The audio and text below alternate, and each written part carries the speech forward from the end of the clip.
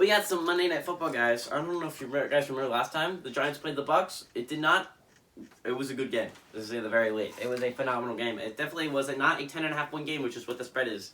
Favored the Bucs on ESPN. Giants are dealing with some injuries, some key injuries on offense. Actually, now for this game you have Saquon Barkley and Devontae Booker both listed as questionable. You gotta really hope Saquon comes back to this game, because if you don't have Saquon, I feel like it's going to be tough to go on the road and beat Tampa if you're New York, and this is a game you kind of have to have if you're New York and want to stay in that playoff picture. But if you get Saquon back, I feel like it's a different ballgame. But if you don't have him, you're going to rely on Gary Brightwell, the 7th-round pick out of Arizona. And I believe I made my opinions known on Brightwell in my Giants draft video. If you want to go back and watch that, it's in the... Just go to playlists. You can click on that video. I'll even link it in the description below if you want to watch it. But I really didn't like this pick at all. I was, in fact, vehemently against it. I didn't do a live stream on day 3, but I was sitting at home watching it, and I'm like, oh my god, horrible pick, Giants. Basically, what I said is I didn't think Brightwell was all that great. He should not have been drafted in the sixth. I think it was a 6th-round pick now that I think about it.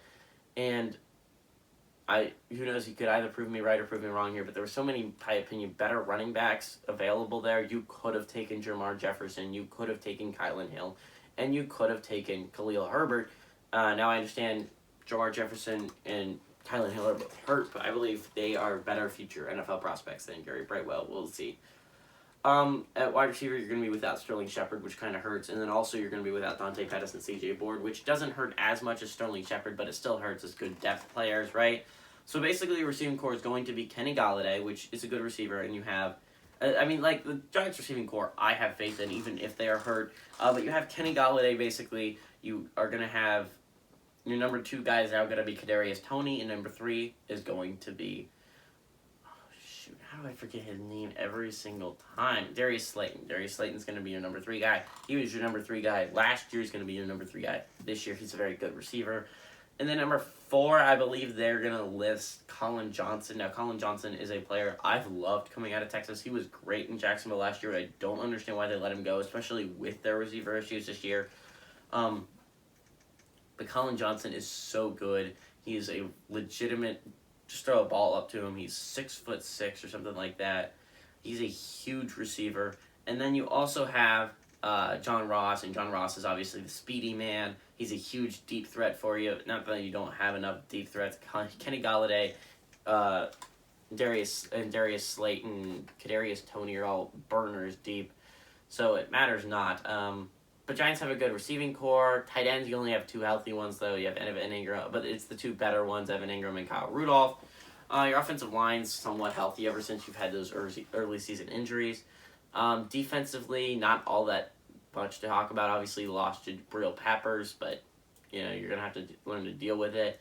The Bucs, on the other hand, is an interesting football team because they have had some key injuries, and they haven't been able to fully recover from them. They've lost 2 straight, guys. They lost to the Saints, and they had a bye, and then they lost to Washington last week. And the Bucs are in a little bit of a spiral. You are still likely going to be without Gronk and AB for this game, which is bad. Now, you could possibly get Scotty Miller back, which would be a new addition to the offense. He's a good slot receiver, which they really do not have without AB. But Tom Brady was not able to get going last week against Washington's defense. Now, Washington's defense obviously hasn't lived up to the hype this year, but they've always had the talent to be an elite defense, so I don't know how bad that really is, how bad of a statement that is for the Tampa offense. But it's not great, that's for sure. They definitely have some points the defense can exploit if you're the Giants. If the Bucs defense, on the other hand, has some serious weak spots, you are likely without Vita Vea for this game, and you might be without Raheem Nunez-Roches, which, if you do not know, are there only 2 nose tackles on the team, which means you likely have to get one off of the practice squad to start for you, which is not ideal. You don't want to do that. That's the only bad spot. Linebacker core has kind of gotten healthier as the season got on, and that's huge for this team. But also, your corner issue has not gotten better. Now, there's a huge chance you get Sean Murphy-Bunting and Carlton Davis back this week. But you're going to be without Richard Sherman until at least week 14. So they're in a bad spot defensively at corner. Now, you only have 3 healthy corners: Pierre Desir, Jamel Dean, and Tyler Conkrell. Man, did I get that right? I was just going off of pure memory who their top 3 corners are. That's pretty good. But those are your only 3 healthy corners. Now, if you do get Sean Murphy-Bunting back, if you get, not John Conkrell, Ross Cockrell. Ross, I don't know. Definitely Cockrell, though. And then you could get Sean Murphy-Bunting back. You could get, what's his name? Carlton Davis back. That would be huge for this team. These are 2 of their starting corners. And 2 starting corners when they won the Super Bowl. So obviously good starting corners. You have to, if you're Tampa, get these guys back, because right now you are on a lifeline. And with the Giants receivers, with Kenny Galladay, with John Ross, all these, I think they have 5 really good receivers on their football team.